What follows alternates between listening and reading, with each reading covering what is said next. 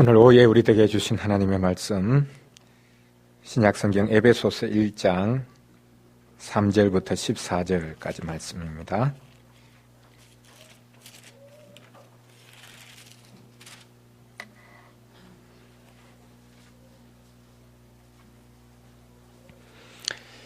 에베소서 1장 3절부터 14절까지 말씀 우리 교독하겠습니다. 찬송하리로다. 하나님 곧 우리 주 예수 그리스도의 아버지께서 그리스도 안에서 하늘에 속한 모든 신령한 복을 우리에게 주시되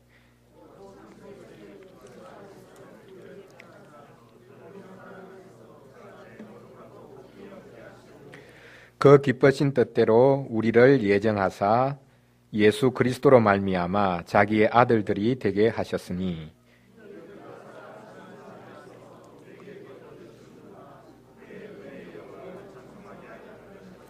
우리는 그리스도 안에서 그의 은혜의 풍성함을 따라 그의 피로 말미암아 속량 곧 죄사함을 받았느니라.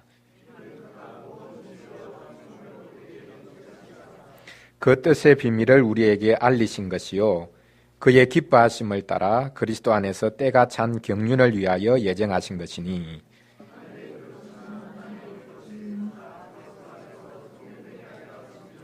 모든 일을 그의 뜻의 결정대로 일하시는 이의 계획을 따라 우리가 예정을 입어 그 안에서 기업이 되었으니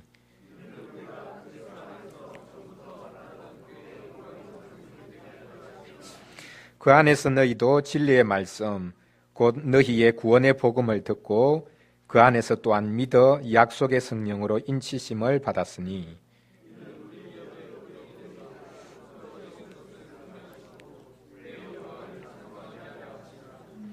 아멘. 우리 에베소서 오늘 같이 읽었던 말씀에 보면 하나님께서 정해 놓으신 일, 소위 말해서 작정에 관해서 말씀하고 있습니다. 하나님께서 모든 일을 하나님의 기쁘신 뜻 가운데서 정해 놓으셨다. 여러분, 이것을 우리가 어떻게 이해하고 받아야 되겠는가? 오늘 웨스트민스터 신앙고백서 제3장 하나님의 영원 작정에 관해서 같이 잠시 공부하게 될 텐데 이 부분이야말로 가장 미묘한 부분, 또 어떻게 보면 말하기 쉽지 않을 뿐만 아니라 말하기 꺼려지는 그런 부분이기도 합니다. 우리가 믿는 하나님은 그냥 단독자, 단일한 하나님, 그런 하나님이 아니라 유일하신 하나님이시되 삼위일체이신 하나님이다. 이것도 하나님이 어떤 분이신가라는 것을 가장 독특하게, 어떻게 보면 또 가장 폭좁게 이해하는 내용일 수도 있습니다. 어떤 신론과는 다른 정통 기독교만의 독특한 하나님 고백인데 그 하나님이 어떤 분이신가라고 할 때에 웨스트민스터 신앙고백서는 가장 먼저 하나님은 영원 전부터 모든 일을 정해 놓으셨다, 작정해 놓으셨다라고 고백하고 있습니다.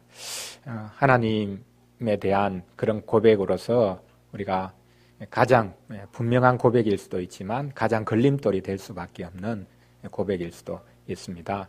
이것을 말하지 않을 수 없는데 성경에서 오늘 우리가 읽었듯이 여러 번 너희들이 어떻게 믿음을 가지게 되었는가 그 근원을 추적해보라.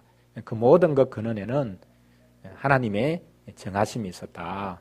예정, 택하심, 끊임없이 여기서 이제 반복하고 있습니다. 물론 예정된 자가 믿는 절차와 과정이 있습니다. 그것이 생략되는 것이 아닙니다. 우리의 자유의지가 없어지는 것도 아닙니다. 복음을 믿었고 성령께서 역사하셨다는 것을 믿습니다. 그러나 그 근원으로 거슬러 올라가 보니까 하나님께서 정해놓으신 것이 있으셨다. 그래서 내가 믿게 되었구나. 나의 믿음이 나에게서 나온 것이 아니구나. 그렇게 고백하는 마음으로 지금 사도 바울이 에베소 교인들을 향해서 외치고 있습니다. 너희들의 구원의 근원을 한번 잘 따져보아라. 그것은 너희 속에서 나온 것이 아니기 때문에 하나님께서 정하신 그 역사가 때가 되어 이루어서 너희들이 누리고 있는 것이기 때문에 너희들은 두려워할 필요도 없고 미래에 대해서 염려할 필요도 없고 너희들의 구원의 근거는 확실하다. 그것을 위로하기 위해서 지금 하나님의 백성들에게 예정을 말하고 있습니다. 논리적으로 따져서 논쟁하기 위해서 하는 이야기가 아닙니다. 논리적인 사색의 산물도 아닙니다. 구원받은 자가 하나님을 찬송할 때에 나올 수밖에 없는 것, 하나님이 정해놓으셨구나. 하나님이 역사하셨구나. 하나님이 인도하셨구나. 처음부터 끝까지 하나님의 역사구나. 하나님의 열심이구나. 하나님의 그 긍휼하심이구나. 그것을 고백하기 때문에 말할 수밖에 없는 것. 말하지 않을래야 않을 수 없는 것. 그것이 바로 이 하나님의 영원 작정입니다. 그래서 오늘 하나님이 어떤 분이신가라는 것, 삼일체 하나님이시다라고 고백하고 난 다음에 이 신앙 고백서는 하나님의 영원 작정에 관해서 가장 추상적이고 또 추론적이고 논리적일 수밖에 없을 것 같지만 이것이야말로 우리의 구원의 근거가 가장 확실함을 보여주는 것이다 라는 관점에서 이 고백을 하고 있습니다. 우리가 이 부분을 한번 같이 살펴보겠습니다. 1항, 2항 보면 하나님께서 기쁘신 떡 가운데 모든 것을 정해 놓으셨다. 그것을 언급을 하고 있습니다. 1항을 한번 보시면요. 하나님께서는 일어날 모든 일들을 영원부터 지극히 지혜롭고 거룩하신 뜻의 협의로 자유롭고 불변하게 정하셨다.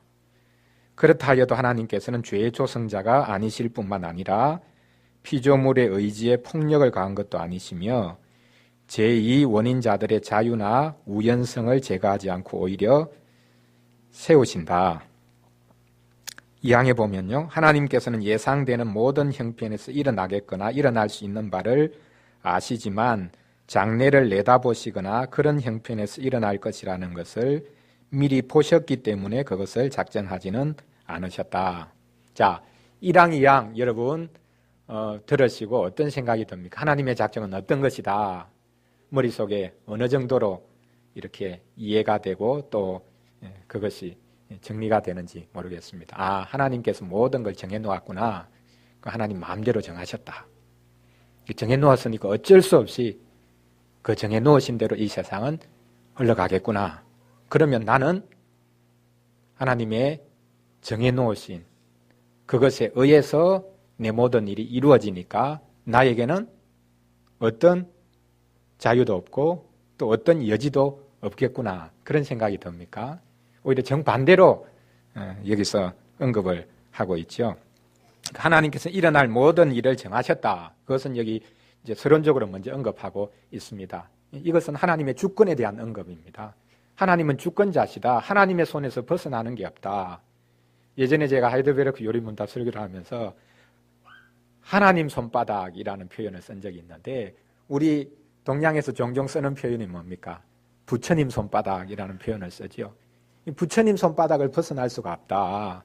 그 손오공이 그걸 이제 경험했다고 하는 것인데 하나님 손바닥을 벗어날 수 있는 게 없다. 지금 예정은 지금 하나님의 주권에 대한 문제입니다. 하나님이 모르시는 일이 이 세상에서 일어날 수가 없다. 하나님은 정해놓으신 게 아니라 그때그때마다 일어나는 상황에 기민하게 대처하시는 그런 분이시다. 그러면은 하나님 주권을 벗어날 수 있는 것이 많고 이 세상에는 여지가 참 많지요.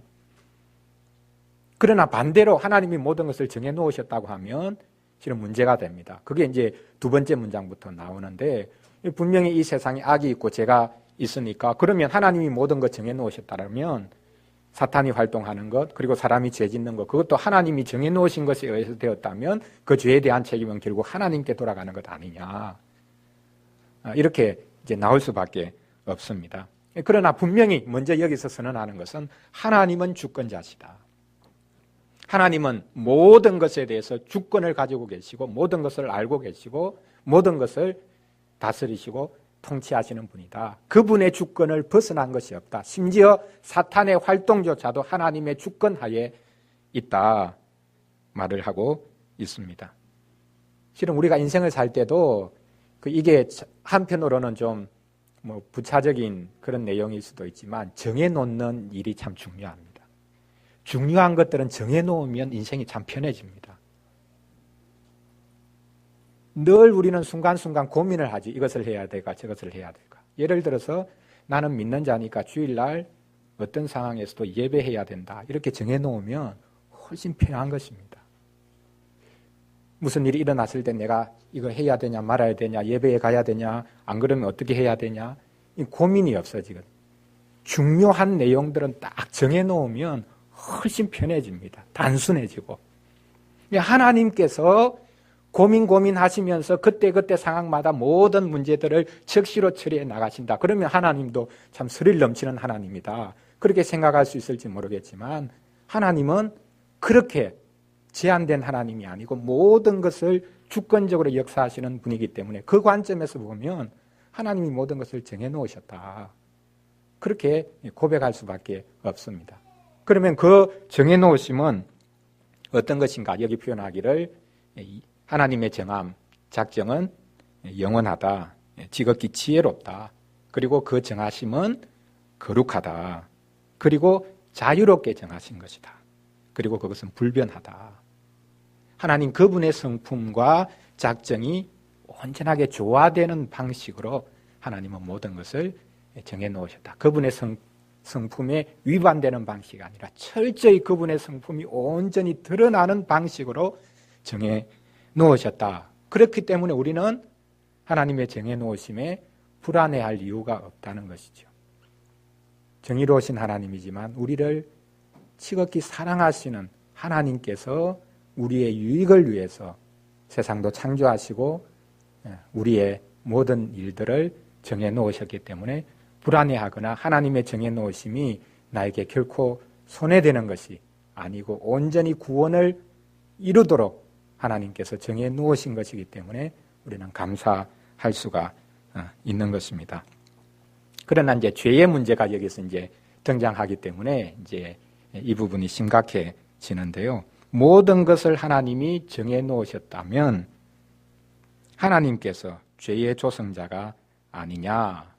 그러나 여기서는 그렇다고 할지라도 하나님은 죄의 조성자가 아니다. 우리가 이제 야고보서 이제 계속 묵상하고 있는데 여기 야고보서 1장 13절 말씀 딱 이제 관련 성경 구절로 언급하고 있죠. 1장 13절 말씀 제가 야고보서 전체의 그 주제 구절이다. 그렇게까지도 이제 말씀을 드렸는데 이 야고보서 1장 13절에서 뭐라고 말씀합니까? 하나님은 결코 시험하지 않으시는 분이다. 왜 하나님이 시험하신다고 성경에 여러 번 되어 있는데 하나님은 너희를 결코 시험하지 않는다. 그렇게 이제 야고보서에서는 분명히 언급하고 있습니다. 우리를 시험하시죠. 하시는데 왜 하나님은 아무도 시험하지 않으신다고 하는가? 악에 빠지도록 시험하시는 그런 시험하지 않으신다. 시험을 통해서 우리가 인내의 과정을 거쳐 온전한 구원에 이르도록 우리 구원의 유익을 위해서 하나님께서는 일하시는 분이다. 그래서 하나님이 나를 시험했다. 그래서 내가 넘어졌다. 그렇게 결코 말해서는 안 된다. 결코 하나님은 시험하지 않은 분이고 오히려 여러분이 스스로 시험을 당하는 것은 여러분 욕심 때문에 끌려서 시험 당하는 것이다. 이것이 이제 야고보서 전체가 말하고 있는 내용입니다. 그것이 바로 여기서 언급되고 있습니다. 하나님이 모든 것을 정해 놓으셨더라면 하나님이 죄에 대해서 책임이 있다. 내가 죄 짓는 것에 대한 책임이 나에게 있는 것이 아니라 결국 하나님께 있는 것 아니냐. 그렇게 말할 수 없다라고 여기서 언급하고 있습니다. 죄에 대해서 하나님이 작정하셨다면 그 작정은 무엇이겠습니까? 종종 이제 신학자들은 그것을 이제 허용적이다라고 표현을 합니다. 죄에 대해서는 하나님이 아예 죄가 없는 상태로 그렇게 이 세상을 처음부터 만드셨고 사탄도 타락하지 않도록 만드셨고 아담과 하와도 범죄하지 않도록 그렇게 하실 수 있으셨지만 하나님께서는 죄에 대해서 허용하셨다. 왜? 하나님께서 인생과 더불어 인격적인 관계를 맺기를 원하셨기 때문에 죄를 안 지을 수 있도록 프로그램화시켜서 사람을 만든 게 아니라 자유롭게 하나님과 교제하면서 죄를 물리치고 하나님을 선택하도록 그렇게 인격적인 교제 관계를 만드셨기 때문에 이 죄에 관한 부분에 있어서는 하나님의 작정은 허용하셨다. 허용이라고 하더라도 그것은 하나님의 주권에 반대되는 그런 요소일 수 있기 때문에 허용이라는 말과 더불어서 실은 하나님은 죄를 억누르고 계신다. 억제시키고 계신다. 그렇게 또한 더불어 말을 해야 될 것입니다. 하나님은 죄를 조장하시는 분이 아니라 죄를 허용하시고 오히려 더 적극적으로는 죄를 억제하고 계신다. 노아 홍수나 바벨탑 사건이나 그런 것을 보면 하나님께서 끊임없이 죄에 대해서 경고하시고 그것이 억제되도록 일하고 계신다라는 것을 우리가 확인을 해볼 수 있습니다. 그런 관점에서 우리가 죄의 문제를 접근을 해야 되겠고요. 그 다음에 우리 인간이 가지고 있는 이제 자유의지입니다. 하나님이 모든 걸 정해놓았다면 나는 하나님의 손에 들려있는 그런 장난감, 로봇 정도밖에 되지 않는다. 그러나 여러분 이것은 실제 우리의 경험하고는 정반대됩니다. 우리는 예정을 모릅니다. 그래서 여기서 말씀하는 것이 하나님이 모든 것을 정해놓으셨지만 하나님이 죄의 조성자가 되는 것이 아니고 또한 피조물의 의지에 폭력을 가한 것도 아니다. 내가 하나님이 이런 방식으로 예정해 놓았기 때문에 어쩔 수 없이 한다. 여러분 그런 일이 있습니까? 뭐 정신병자는 그럴지 모르겠습니다. 그러나 정상적인 사고나 생각을 가진 사람은 하나님이 내가 이것을 하도록 예정해 놓았기 때문에 나는 어쩔 수 없이 다른 선택의 여지가 없고 이것을 한다. 그렇게 여러분 생각하고 행동하는 것이 한 가지라도 있습니까? 없거든요. 아침에 출근을 할 때에 옷을 내가 넥타이 어떤 색깔을 메고 나갈까? 그 하나님이 예정해 놓았기 때문에 내가 이것을 지금 하지 않으면 안 된다. 그런 생각을 가져서 그것을 메고 나갑니까? 그런 것이 아니거든요. 하나님은 우리의 자유의지를 침해하는 방식으로 정해놓으시고 그것을 끌고 가시는 분이 아니다. 오히려 우리가 하는 자유로운 행동을 이용하셔서 하나님의 그 작정이 이루어지도록 하신다. 그러니까 나는 하나님이 예정하신 것을 지금 모르죠. 모르는데 내가 자유롭게 하는 그 행동이 하나님의 그 작정, 그 큰 작정 안에 다 들어가 있는 것입니다. 그래서 하나님의 작정과 인간의 자유의지가 모순되거나 충돌을 일으키지 않습니다. 나는 자유롭게 행동하지만 하나님은 그것을 통해서 하나님의 뜻을 이루어 가십니다. 물론 예수님을 보내시고 성령님을 통해서 이 일을 이루어 가신다. 그래서 사람의 자유 그리고 이 땅에 우연히 일어나는 것 같은 그런 것이 제거되거나 그런 것이 없어지는 것이 아니다. 오히려 그것을 세운다. 여기에서 말씀하고 있습니다. 여기 이제 마지막 1장 끝부분에 하나님께서 모든 것을 정해 놓으셨지만 하나님이 죄의 조성자가 되는 것 아니고 우리의 의지에 폭력을 가하시는 것도 아니고 우리가 자유롭게 행동하는 것도 우연히 일어나는 이 모든 그렇게 보이는 것까지도 하나님께서 세우셔서 일하신다. 그것을 이제 언급을 하면서 여기 관련 성경 구절로 사도행전 2장 23절을 언급하고 있습니다. 오순절 성령 강림 후에 지금 이제 사도 베드로가 유대인들에게 이제 설교하는 것인데 그들의 죄를 지적하지요. 예수님께서 하나님께서 정하신 뜻과 미리 아신 대로 내준 바 되었다. 그러니까 예수님이 십자가 달려 돌아가신 거 하나님이 이제 정하신 것이죠. 죄인을 구원하는 방편으로 하나님께서 예수님 보내시고 십자가 지도록 그렇게 하나님께서 정해 놓으셨습니다. 그것을 예수님께서 기쁨으로 받아서 순종을 하시죠. 그런데 지금 예수님을 십자가에 못 박은 무리들, 그들은 지금 하나님의 예정을 알고 행하는 게 아닙니다. 자신들의 욕심을 따라서 행하는데 그것이 결국 하나님의 예정을, 하나님의 작정을 이루는 것이 되어졌죠. 그래서 우리도 모르는 사이에 죄의 종이 될 수도 있고 또한 의의 종이 될 수도 있는데 이 모든 것이 같이 합력해서 하나님 그분의 크신 작정을 이루는 것이 되어진다. 그래서 하나님께서는 우리의 의지에 폭력을 가하는 분이 아니다. 내가 어쩔 수 없이 뭔가 하고 싶은 게 있는데 그것을 하지 못하도록 강제하시는 그런 방식으로 하나님은 일하시는 것이 결코 아니다. 그것을 우리가 여기서 분명하게 이해할 필요가 있겠습니다. 마지막 관련 성경 구절로 잠언 16장 33절 말씀을 언급하고 있는데 이게 이제 제비 뽑는 이야기입니다. 제비 뽑는 것은 사람이 하지만 그 모든 결정 그것은 하나님께 있다. 경우의 수가 너무 다양하거든요. 제비 뽑는 것, 또 주사위를 던지는 것. 그것은 그냥 우연히 그렇게 되는 겁니다. 스포츠도 마찬가지고 실은 가장 공정한 경쟁이라 할지라도 거기에 우연이라는 요소가 너무 큽니다. 이번에 올림픽 같은 경우에도 이 조 추첨에 따라서 이 경기 결과가 얼마나 달라질 수 있습니까? 그 우연이라는 요소, 자기 실력뿐만 아니라 우연이라는 요소가 너 실력보다 훨씬 더 크게 작용하는 측면도 분명히 있습니다. 어떤 경우에는. 그럼에도 불구하고 제비는 사람이 뽑지만 그 모든 것을 이루어 가시는, 결정해 가시는 분, 그분은 하나님이시다. 그것을 여기서 언급을 하고 있습니다. 자, 그러면 하나님께서 이제 모든 일들을 하나님 미리 내다보실 수 있는 분이니까 그걸 정할 수 있다. 그렇게 생각을 한다 할지라도 그 정하는 기준이 뭐냐? 무엇을 가지고 정하느냐? 하나님이 모든 되어질 일들을 정해 놓으신 것을 이제 작정이라고 부릅니다.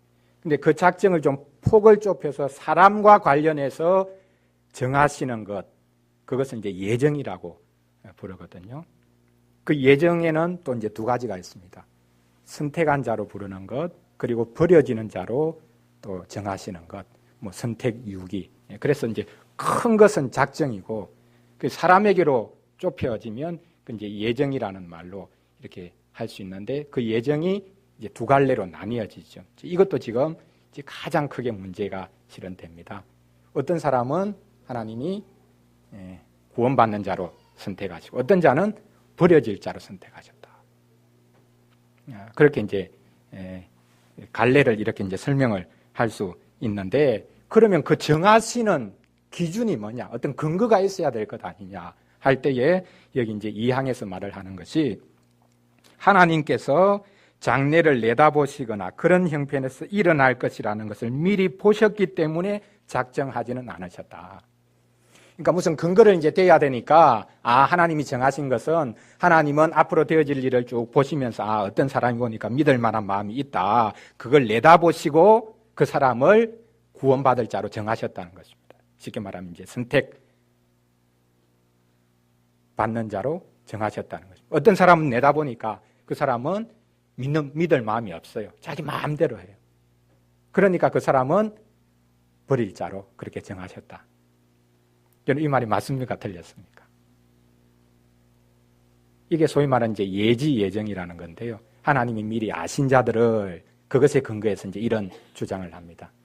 그 하나님이 내다보니까 어떤 사람이 믿을 것을 아신 자들, 그 자들은 당연히 이제 선택하시고, 안 믿을 자들 내다보셨으니까 그 사람들은 버려질 자로 선택했다. 자, 그러면 선택의 근거가 누구에게 있습니까? 하나님에게 있습니까? 그 사람에게 있습니까? 결국 그 사람에게 있는 겁니다. 그러니까 결국 그걸 조금 더 논리를 밀고 나가면 선택이라는 것은 없는 거죠. 예정도 없습니다. 작정도 없습니다. 결국 그 사람에게 달렸다는 거죠. 우연한 결과에 달려있다. 하나님은 내다본 걸 가지고 정해놓으셨으니까 내다본 그것에 하나님이 매여 있는 것이죠. 그 사람이 믿을 거냐 말 거냐 결정하는 그것에 하나님의 작정이 종속된 것이거든요. 여기서 이제 두 번째 말을 하는 것이 이제 바로 이것입니다. 하나님께서 미리 내다보고 어떤 사람이 그 속에 하나님을 믿을 마음이 있고 그것을 적극적으로 활용할 마음이 있는 것을 보고 선택하셨다. 그렇다면 그건 예정이 아니다. 작정일 수가 없다. 그런 방식으로 하나님이 정하신 것은 아니다. 그러면 이제 사람에게 있는 도덕적인 근거, 어떤 종교심 이런 것은 하나님의 선택 또 하나님의 작정 이 부분에 근거가 결코 될 수 없다는 것이 드러나죠. 그것은 하나님의 주권을 무시하는 것일 수밖에 없습니다. 아무리 논리적으로 하나님이 무조건 정하시는 것은 하나님께서 그렇게 모든 것들을 강압하는 그런 분일 수밖에 없다라는 것이기 때문에 어쨌든 인간의 책임이 중요하고 사람은 스스로 책임질 수 있는 존재다. 자기 구원을 스스로 이루어갈 수 있는 존재다라는 최소한의 그런 믿음이 있기 때문에 이제 예정을 이런 방식으로 이제 언급을 할 수밖에 없습니다. 그러나 우리는 하나님께서 우리를 내다보시고 우리 속에 있는 어떤 선을 보시고 믿을 자로 정하시고 그 선이 없다는 것을 보시고 버려질 자로 선택하신 이런 것은 결코 아니다. 하나님의 예정의 근거는 우리 속에 있는 것이 아니라 하나님 그분 자신에게 있다. 철저히 그것을 여기서 이제 언급하는 것 우리가 생각을 해보아야 하겠습니다. 사망, 사항, 그리고 오항 이 세 가지는 조금 전에 이제 하나님의 작정을 모든 만물에 대한 만사에 대한 작정을 좁혀서 사람에게로 이제 그렇게 이제 집중을 해보면 이게 이제 예정의 문제가 된다고 했는데 어떤 사람은 선택받을 자로 정하시고 어떤 사람은 버려질 자로 정하셨다. 이게 이제 이중 예정이라고 부르는데 이 칼빈주의 쉽게 말하면 종교개혁자 칼빈을 이렇게 대적하는 사람들이 항상 이 문제 가지고 긁고 넘어집니다. 어떻게 하나님께서 버릴 자를 그렇게 정해놓을 수 있느냐. 하나님이 그런 분이라면 그보다 무자비한 폭군이 이 세상에 어디 있냐. 이제 그런 주장이거든요. 한번 장로교회 신앙고백서는 이걸 이제 가감없이 그들은 이제 받아들이고 있는데요. 한번 보시죠. 사망, 하나님께서는 자기 영광을 나타내시려고 자기의 작정으로 어떤 사람과 천사는 영생으로 예정하셨고 다른 이들은 영사, 영원한 죽음으로 정하셨다. 사항, 이렇게 예정하고 미리 작정하신 천사들과 사람들은 개별적이고 불변하게 지정받았다. 그래서 그들의 수효는 고정되고 한정되었기 때문에 정감될 수 없다. 야, 참 너무 심합니다.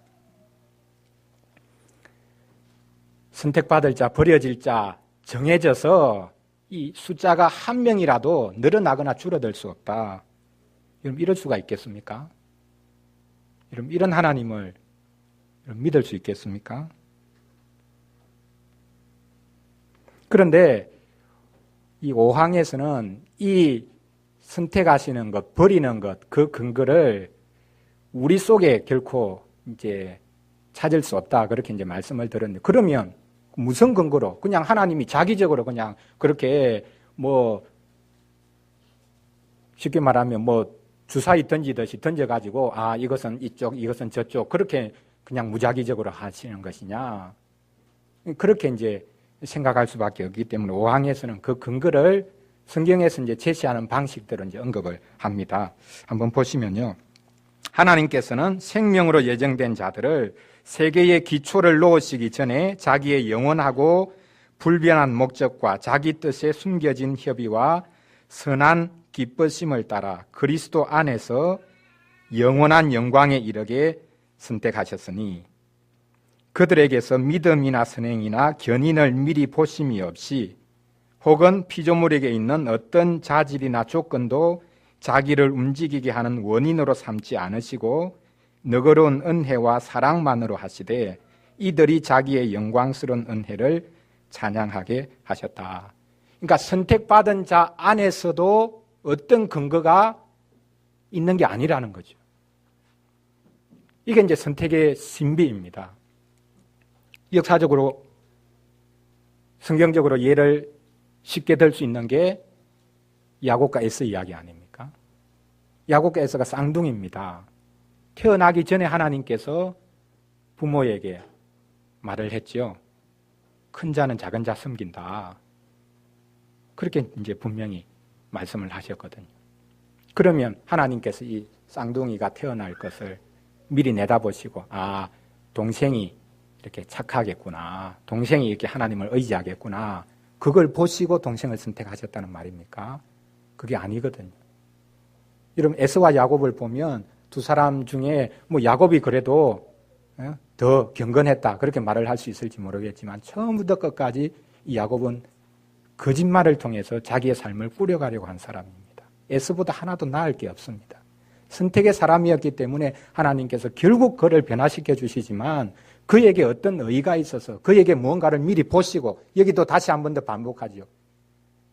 택함 받은 사람 안에 어떤 선한 요소가 있는 것을 보시고 정한 것은 아니다. 그러면 뭐라고 말합니까? 철저하게 그리스도 안에서 선택하시고 그리스도를 내다보고 선택하셨고 그리고 오직 하나님의 너그러운 은혜와 사랑으로 선택하셨다. 그것을 여기서 이제 언급을 하고 있습니다. 자, 선택이 그러면 어떤 방식으로 우리의 구원, 내가 실제로 구원을 받는 과정으로 이어지는가? 하나님이 예정해 놓았으면 그냥 한순간에 결과가 탁 튀어나옵니까? 그거는 아니거든요. 그건 이제 쉽게 말하면 이 자동 기계 믿음이라고 그렇게 말을 하는데 동전을 이제 딱 넣으면 거기에 맞는 번호를 딱 치고 거기에 해당되는 것을 넣으면 결과가 탁 튀어나오죠.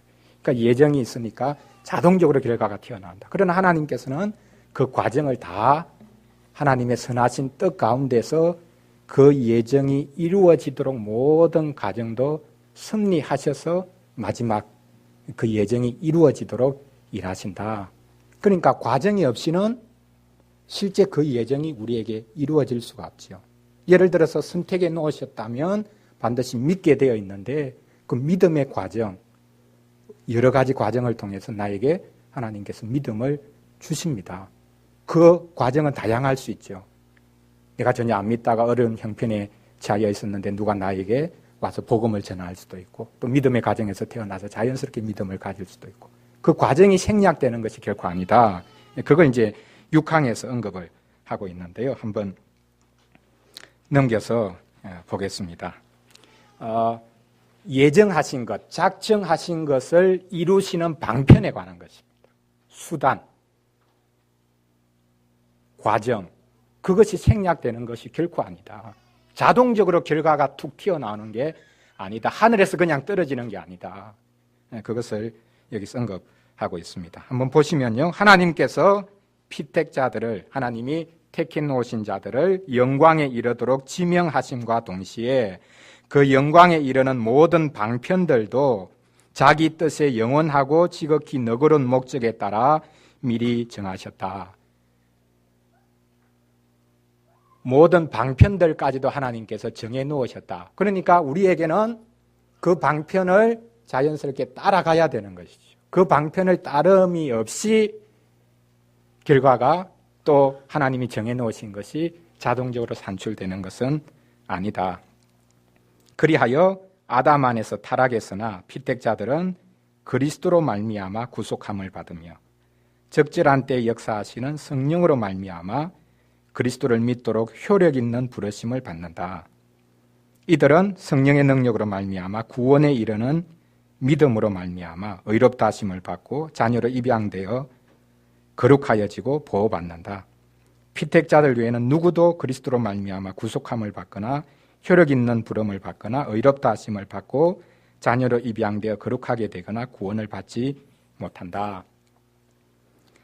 우리가 여기서 로마서 8장 말씀, 여기 이제 하나님의 영원 작정 보면 아주 크게 계속 반복되는 성경이 두 군데가 있습니다. 하나는 우리가 오늘 읽었던 에베소서 1장 말씀입니다. 1장 3절부터 14절까지 성경에서 가장 긴 문장인데 이 하나의 문장입니다. 3절부터 14절까지. 하나로 그냥 처음부터 끝까지 쭉 어떻게 보면 쉼표도 없이 그냥 연결이 되어 있습니다. 하나님의 영원한 작정, 그 안에 우리가 있어서 구원의 자리에 섰다라는 그 감격을 찬양하는 그 내용이죠. 다른 하나는 로마서 8장 말씀입니다. 계속해서 이제 이 영원 작정에서 반복되는 것. 그 로마서 8장에서 이야기하는 것이 뭐냐 하면 이제 두 가지 큰 이야기가 나오는데 하나는 이제 바로 이야기, 애굽의 바로. 애굽의 바로가 강팍하게 된 것, 그건 스스로 이제 이 노예들을, 이스라엘 노예들을 풀어주지 않기 위해서 강팍하게 한 것이지만 하나님께서 그를 강팍하게 하셨다. 그런 방식으로 표현을 하고요. 또 다른 하나는 토기장이 이야기를 하거든요. 토기장이가 흙으로 귀 쓸 그릇, 또 천이 쓸 그릇 이렇게 만들 수 있는 권한이 있지 않느냐. 그 토기가 나를 왜 이런 방식으로 지었느냐 불평할 수 있겠냐. 이제 그 말씀도 우리가 잘 이해를 해야 되는데요. 이제 그 말씀을 하고 있고요. 이제 그 말씀에 보면 이제 이런 표현이 있습니다. 이건 이제 신학자들이 구원의 황금 열쇠라고 표현을 하는데요. 자, 하나님께서 미리 아신 자들이 있습니다. 아신 자들은 아까 말하는 방식대로 미리 하나님 내다보시고 그들이 어떻게 선택할 것을 알았기 때문에 정하셨다. 그것은 아니라고 했죠. 하나님의 사랑을 이 표현하는 겁니다. 사랑 안에서 예정하셨다라는 의미가 미리 정하셨다는 의미입니다. 미리 정하신 자들, 미리 아신 자들, 그들을 하나님께서 때가 되매 부르십니다. 방편을 통해서 부르죠. 그 방편이 뭡니까? 여기서 그리스도께서 하신 일, 그것이 복음으로 선포되고 그것을 성령의 능력으로 성령께서 역사하셔서 내가 받게 하시죠. 효력 있는 부르심으로 부릅니다. 그리고 변할 수 없는 여기 구원에 이르는 믿음으로 우리를 부르십니다. 자, 여기 미리 정하신 게 있고 거기에 부르신 것이 이렇게 고리로 연결되어 있습니다. 이 부르심 다음에 성령의 역사로 말미암아 계속해서 우리를 변화시켜 가시는, 거룩하게 해 가시는, 거기에 또 연결이 되어 있습니다.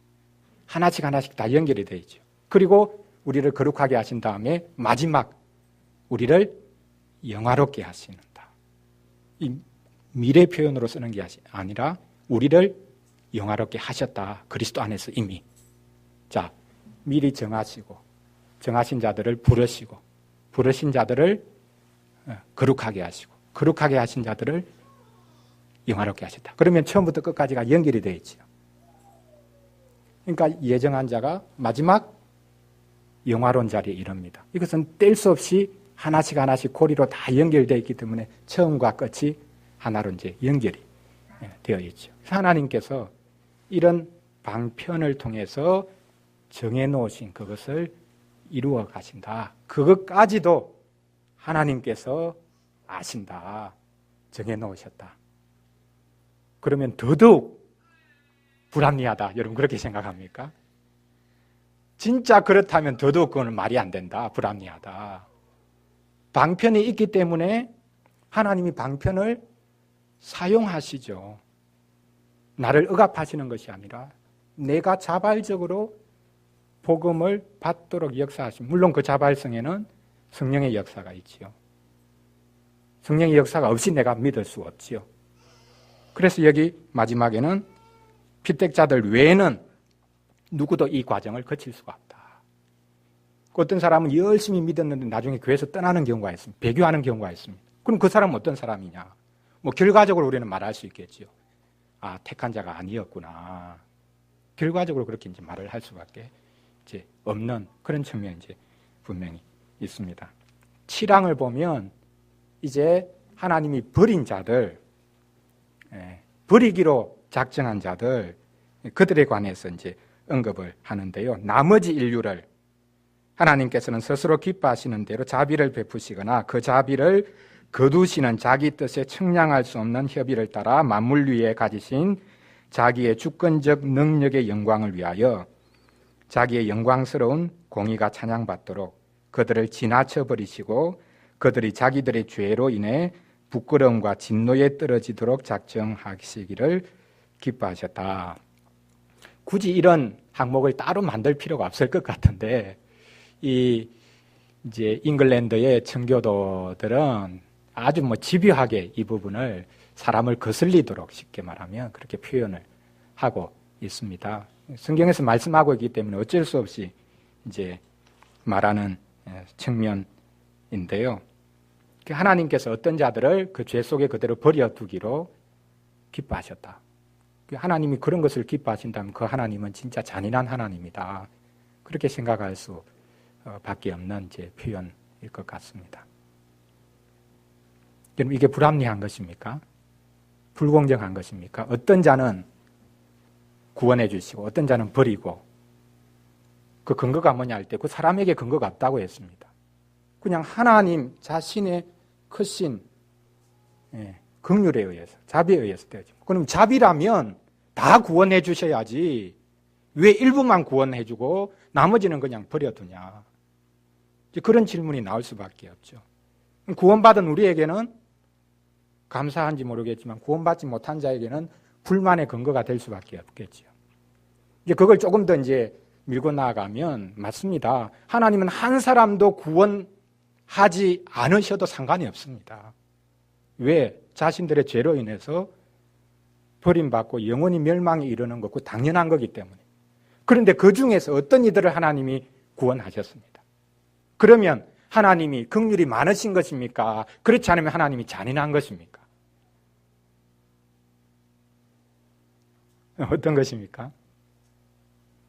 모두 다 버림받아야 되는데 그 중에 일부를 하나님이 그리스도 안에서 긍휼을 베푸셔서 선택을 해 주셨다면 그것은 하나님의 크신 자비를 보여주는 것입니까? 그렇지 않으면 모두 다 구원시키지는 않았으니까 그 하나님은 어쨌든 잔인하다.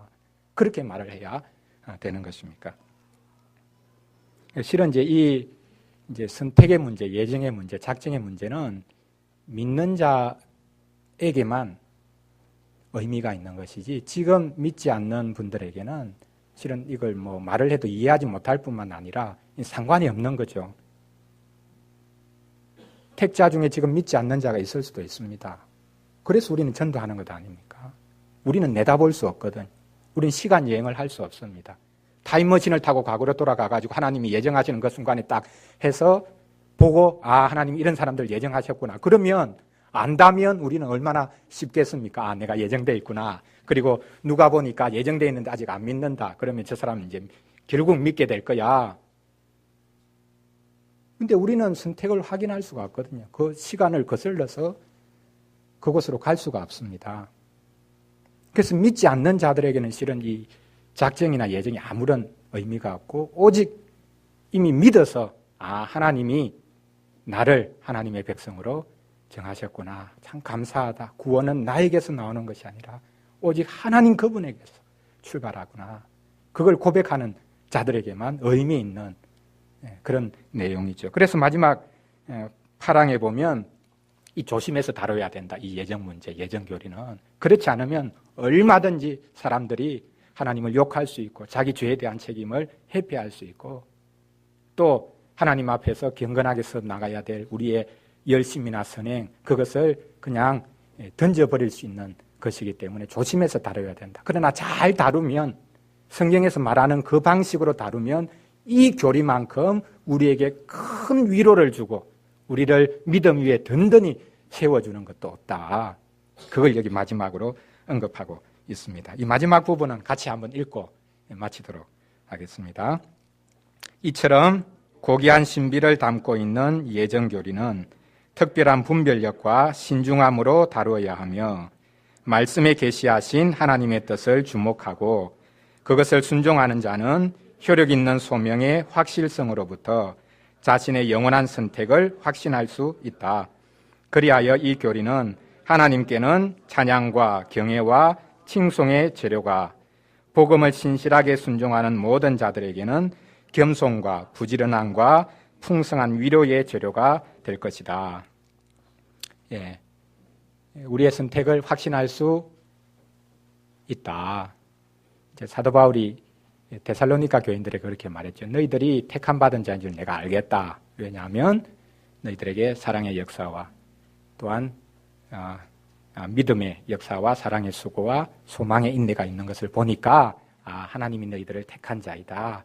참 너희들은 믿지 않는 택함 받지 않는 자들과는 전혀 다르게 불신 상태에서 하나님을 믿고 소망하는 그런 믿음의 증거를 보이니까 하나님이 택한 자이겠구나. 그걸 내가 확신하겠다. 이제 그 택함 받은 것에 대해서 우리가 확신을 할 수가 있습니다. 이제 로마 천주교에서는 자기의 구원의 확신을 가진 사람이 거의 없거든요. 왜냐하면 나는 모른다는 거죠. 지금 믿지만 어느 순간에 믿음에서 떨어질 수 있는데 내가 어떻게 아냐. 구원받은 자라고 확신하는 것, 내가 택함 받은 자라고 확신하는 것은 가장 큰 교만이라고 생각합니다. 그러나 우리는 예수 그리스도를 통해서, 그분이 하신 일을 통해서, 또 성령께서 우리 가운데 역사해 주신 것을 통해서 시간 여행을 할 필요 없이 그리스도 안에서 내가 예정받았다, 택한 자다, 택한 자이겠구나, 이것을 내가 굳게 붙잡아야 되겠다, 그걸 우리는 믿고 나아갈 수 있는 것이죠. 그리고 이것은 두 가지로, 하나님께는 하나님 당신이 결국 제 책임자군요, 그렇게 하는 게 아니라 오직 하나님은 주권자시다, 그분의 뜻을 벗어나는 게 없고 그분의 작정을 벗어나는 게 없다. 그러니 나에게 일어나는 어떤 일도 하나님이 아시고 허락하신 일이라면 이게 내 구원에 손해될 일이 없다. 어떤 불행이 일어나고 어떤 고난이 내 앞에 주어진다 할지라도 하나님이 모르셔서 일어났고 그래서 하나님도 지금 그 사태를 수습하셔야 되는 그런 게 아니라 하나님이 알고 허락하셨다면 반드시 나의 유익을 위해서 주신 거다. 하나님 감사합니다. 그래서 이 작정 예정은 하나님께 칭송, 하나님께 영광을 돌리는 그런 재료가 된다. 그리고 우리 자신에게는요, 뭐라고 했습니까? 겸손하게 된다. 예정을 모르면 내 힘으로 내가 뭔가를 이루어야 되니까 결국 교만에 이를 수밖에 없죠. 그러나 예정 교리를 알면 겸손할 수밖에 없습니다. 하나님께서 시작하시고 진행하시고 마무리하시구나. 하나님 그분의 손안에 있구나. 나 자신의 위치를, 내가 인생일 뿐임을 알고 겸손해질 수 있죠. 그리고 부지런할 수 있다. 여러분, 예정을 믿으면 게을러지는 것이 아닙니다. 예정을 믿는 사람만큼 부지런해지는 사람이 없어요. 왜? 방편 이야기를 했지 않습니까? 하나님은 방편을 사용해서 그 예정을 이루어 가시거든요. 그 방편이 없으면 실은 예정이 이루어질 수가 없습니다. 복음을 전하고 그것을 받아야 구원을 받습니다. 우리가 복음을 전해야 됩니다. 교회에서 끊임없이 하나님의 말씀이 선포되고 믿는 자들이 이 세상 속에서 복음을 전하며 살아야 지금 택함받은 자 중에서 믿지 않는 자들이 그 방편을 통해서 믿게 되거든요. 그러니까 예정을 믿는 것은 게을러지는 것이 아니라 정말 가장 균형 잡힌 열심을, 부지런함을 낼 수 있는 그런 교리가 바로 이 예정 교리다. 그리고 마지막으로는 풍성한 위로를 얻게 된다. 고난 가운데서도 하나님께서 나를 사랑하셔서 이 모든 것을 허락해 주셨다. 그래서 위로를 누릴 수 있는 것이죠. 아이가 태어나서 옛날에는 그런 일 많았지 않습니까? 유럽에서도 그렇고 아이가 태어나서 그렇게 병에 걸려서 곧 이제 죽는 그런 경우가 생깁니다. 그때에 믿는 부모가 그 아이에 대해서 위로를 받는 것이죠. 하나님께서 믿음의 가정에서 태어난 이 아이를 자기 백성으로 삼으셨을 것이다. 택해 놓으셨을 것이다. 모르죠, 우리는. 이 아이가 어떤 아이로 나중에 자랄지 만약 계속 살았다면. 그러나 우리는 그 아이에 대해서 부모가 큰 위로를 받을 수 있는, 내가 알기 때문이 아닙니다. 하나님께서 믿음의 가정에 보내신 아이에 대한 그 믿음, 그것이 있는 것이죠. 그래서 이 예정교리, 내가 확인해야 되는 것은 아니지만 그리스도 안에서 누릴 수 있는 복이요. 그래서 이것이야말로 가장 하나님의 백성들에게 큰 위로가 된다.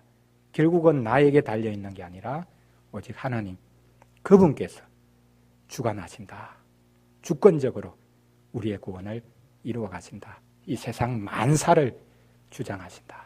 지극히 작은 일에서부터 가장 큰 일에까지 하나님께서 다스리신다. 그 고백이 바로 이 하나님의 영원 작정에 대한 고백입니다. 그래서 이는 추상적인 게 아니라 또 이렇게 머리 잘 굴리는 사람들이 그렇게 만들어내는 말장난이 아니라 믿음의 고백이다라는 것을 우리가 알 때에 이것이 얼마나 감사한 일인가 그렇게 생각을 할 수 있습니다.